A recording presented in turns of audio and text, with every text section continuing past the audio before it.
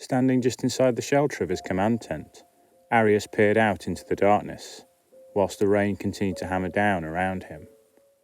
On one hand, this torrent offered the commander and his men a merciful period of respite. Yet on the other, it also increased the level of danger they were facing. Experience had taught them that their quarry could not move around during periods of significant rainfall, such as the one they had experienced for the last 3 days. But at the same time, the deluge meant that they could not effectively deploy smoke or flame as weapons, the only methods that had so far proven to harm their foe. It had been 2 months since the first deaths were discovered, with precious time lost in those early days, not recognizing the danger before it became too late. Only the eventual loss of an entire village had spurred the local magistrate to act, ordering Arius to resolve the issue, despite the uncertainty of what he was facing. Even upon discovering the nature of his opponent, the commander had lost many men, trying to develop a successful strategy with which to trap and eradicate his enemy. Whole sections of countryside had been prepared and then set light once the monster had been lured inside, and yet it had always somehow managed to escape, despite the vast swathes of destruction it had been caught in. But the persistent, coordinated campaign pursued by Arius and his lieutenants had eventually paid off, and by striking during this unexpected and invaluable period of foul weather, they had finally succeeded in cornering the beast. But capturing and killing this foul creature had proven two very different affairs, and now the same rain that was keeping it trapped within the cave they were camped outside was also preventing them from ultimately containing it. Unable to effectively keep their torches ablaze, any of his men who had tried to secure the cave entrance had been slain, resulting in a frustrating stalemate. When the rains came to an end, the monster would surge forth from its sanctuary, as it had done so many times before. Unless that was, the commander and his men could find some way to seal it in, without being slaughtered in the process. He had been pondering the issue now for the past 2 days, one eye fixed on the gaping cave mouth before him, the other turned up to the skies above, fearful the rains would soon come to an end. Suddenly, there was the sound of a challenge off to his left, and he turned to observe several of his men advancing to block the path of a trio of approaching riders. As the newcomers dismounted, a flash of lightning from the skies above illuminated the purple robes and ornate armour they were wearing. Finally, it appeared the capital had answered his call for aid. Offering his guest a drink, Arius was struck by how much younger the Praetorian commander was than the 2 veteran soldiers who travelled alongside him. The officer appeared half their age, and yet his undeniable good looks and beauty were offset by the piercing manner of his gaze. Offering a cup of wine, and trying to hide his growing unease, Arius inquired about the whereabouts of the emissary he had dispatched to the capital to petition for aid. The Praetorian smiled, only adding to his disconcerting demeanour, before replying somewhat cryptically that the messenger had been seduced by the many temptations of the emperor's court. He went on, confirming the rumours of Caligula's many eccentricities, explaining how Rome's generals and senators were fully occupied, trying to contain the emperor's descent into madness. But he, on the other hand, was only too happy to lift his sword in battle, and wished to know the details of the shadowy opponent he would be facing. By now relieved, Arius described their enemy, a monster that could divide itself into flying swarms of death, that used the bodies of its enemies as a birthing chamber to produce yet more of its foul kind. The handsome officer listened on intently, smiling occasionally at the more gruesome or disconcerting elements of his colleague's account. Then he raised his hand, clarifying that what was needed was for him to corner and best this beast deep in the caves. This in turn would allow the assembled soldiers to shore up the entrance with the wood they had been gathering for the carpenters, whilst the storm had been raging around them. Arius watched on as his guest downed the drink, before calling for his bodyguards and requesting an additional soldier be found to join him on his mission. Having equipped themselves with wooden staves and jars of oil, The quartet had begun to stride confidently out into the storm, towards the cave, when Arius called out, asking their leader for his name. The reply that came chilled the commander to his soul, as he watched the group now disappear off, within the cave's dark interior. The name the soldier had given was one that had oft been spoken of within the armies of Rome, a legend that was questioned by men when far too much wine had been consumed. The barrack room tale of a soldier who had emerged from the forests of Germania, soaked in the blood of his enemies, yet without a single mark upon his own body. A man who could not be killed by either age or injury, one who had moved quietly through the armies of several different emperors, followed only by death and destruction. Lucius Varus, the hero of Teutoburg. Stepping across the threshold of the cave, Lucius paused to shake the water from his armour, before giving orders for the men around him to unwrap and light their torches. As the 4 lanterns flared into life, he peered keenly down the gaping tunnel before him for any sign of movement, but there was nothing. Placing a firm hand on the shoulder of Celsus, he ordered the former standard-bearer to remain where he stood. It would be his role to defend the men who would come to wall up the cave entrance behind them. The veteran nodded obediently, offering a gesture of luck to his commander, before taking up a ready stance, watching his companions disappear off, deep into the dark. Setting off along the tunnel, the young rural soldier who had been assigned to accompany the trio regarded the Praetorian colleague walking alongside him with no small amount of fear.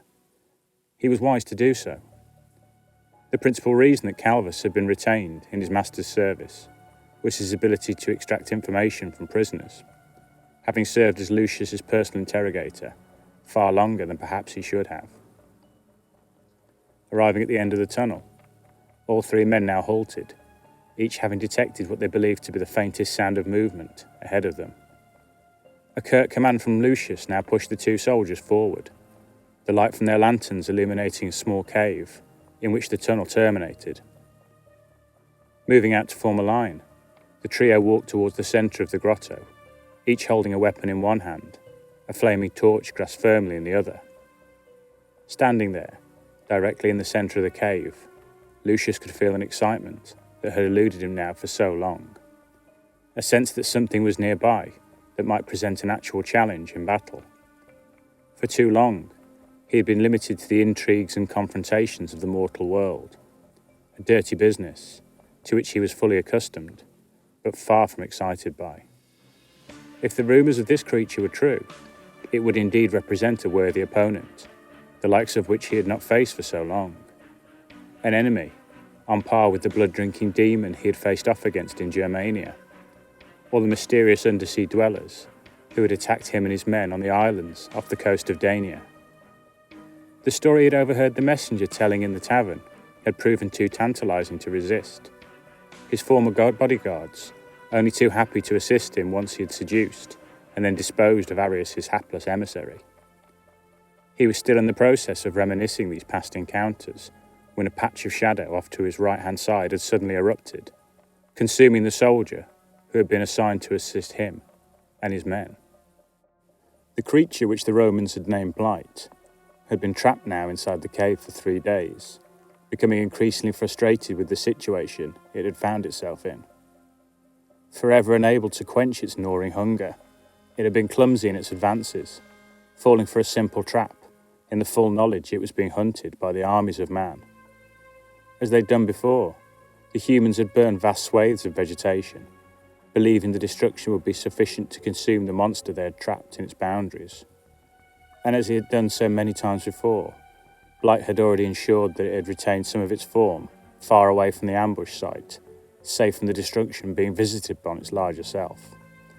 But as it had gone to flee, more humans had arrived, armed with fire and smoke, and as they had attacked, the rains had begun to fall from above. Unable to defend itself in its weakened state, Blight had been forced to seek shelter in the only available refuge, a place that had now become its prison. Suspecting they intended to entomb it in this place, Blight had flowed up and down the tunnel, consuming any human who became too bold, waiting for the rains to fall so it could surge forth again to freedom. Quite why these three warriors had ventured so far into the darkness escaped the entity, but its eternal hunger overrode any sense of caution it may have felt. Unfolding from the cave wall, it selected the nearest warrior and burst forth, savagely penetrating the human's helpless body. Its drones surging between the weak points in the metal armour its victim wore. For amusement, more than anything, Blight then flexed and lengthened its form throughout the centre of the dying soldier's body, consuming any organs and flesh it encountered, slowly reproducing as it did so. Expanding and contracting the horde's mass beneath its victim's clothing, Blight deliberately manipulated the corpse into dancing back and forth, using the grisly illusion of life as a means of intimidating the remaining humans. When these antics failed to produce the expected response, the demon then grew angry. It exploded forth through what remained of the soldier's corpse and assembled into a suitably menacing humanoid form before its victims. Blight always found it more entertaining when its prey fled, pursuing them, allowing them a sense of hope before devouring them at the point of freedom. But no matter, if these warriors desired to die stood facing it, then so be it. Staring in wonder at the shadowy figure that hovered before him, Lucius could barely hide his excitement. The manner with which this creature consumed and killed appeared breathtaking, almost exhilarating in nature. Waving Calvus to step back, he began to unbuckle his armour, conscious it would do him little good in this fight. As the heavy plates clattered to the floor, the creature seemed to withdraw slightly, almost bewildered by the act. Extending his arms outwards, Lucius stepped forward, introducing himself to his opponent, inquiring if it could understand the words he spoke. The creature gave no apparent reply, but in the silence, Lucius believed he could detect some level of understanding. For his part, Calvus stood and watched on solemnly from the cave entrance as his commander stepped forward, inviting the hovering entity to attack, to attempt to best him in combat. Moments later, the shadowy figure surged forward, easily punching through the exposed fabric of the Romans' exposed garments, its drones endlessly biting and clawing their way down beneath the officer's skin. Almost immediately, though, Blight realised something was very wrong. No matter how far, how deep, how fast its component parts consumed, they found themselves somehow unable to reproduce. Slowly, the horde found itself tiring within Lucius, unable to make significant headway through the body of their victim. They now found they lacked the strength to punch their way back out through the epidermis they were trapped beneath. Standing still, with a look of triumph upon his face, Lucius gazed down with interest at the undulating mass of chaos that moved around beneath his skin. As the creatures struggled and thrashed around in a bid to escape, he revelled in their panic, knowing full well their frantic efforts to survive would ultimately be unsuccessful. He lowered one spasming arm down to his belt, slowly reaching for the oil pot that hung there, uncorking it, before raising it and the torch he held in his other arm high above his head, before plunging both items down upon himself. As the pain of the insects burrowing into his flesh and organs was replaced by the searing agony of flame, Lucius let forth a bellow of triumph before his legs finally buckled and he crashed to the floor. Across the cave, Calvus stood silently, waiting several minutes until the flames had died down, before cautiously approaching his commander's corpse. There were no signs of any of the insects that had attacked them, and already, as he had witnessed time and time again, his master's body had somehow begun to repair and restore itself. He bent down, lifting up the seared and charred corpse in his arms, waiting until it had regenerated more before he finally stood it back up on its feet. For a moment, Lucius regarded him through his burned and damaged features with a look of kindness, and in an instant he sprang forward, sinking his teeth deep down into the soldier's throat. With the rains having ended, Arius had sprung into action. Already, the carpenters hammering together the wooden doors at the mouth of the cave were surrounded by a ring of torch-wielding Roman soldiers. Further back from them, a trench had hastily been constructed, filled with oil, ready to ignite if the soldiers were forced back by their opponent. The air was tense, no man speaking a word as the tradesmen hammered away with their tools, every eye fixed on the dark tunnel they stood before.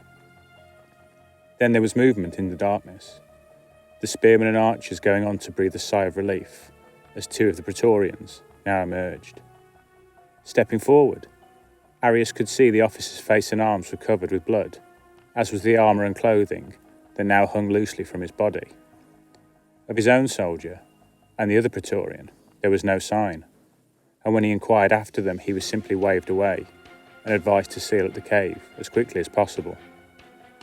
Retiring to the command tent, he was assured by Lucius that the creature inside the cave was dead, or as good as.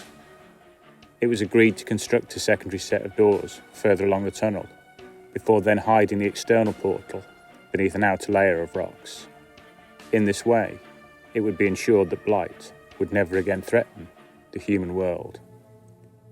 Pouring his guests more wine, Arrius offered his most sincere thanks, asking if there was anything he and his men could do to repay the debt they now owed the Praetorians. The only reply from Lucius was an unnerving smile, before he then slowly eased himself back up onto his feet. Adjusting his sword, he inquired of his host if in the nearby town there was an establishment, somewhere where perhaps he could enjoy the company of others.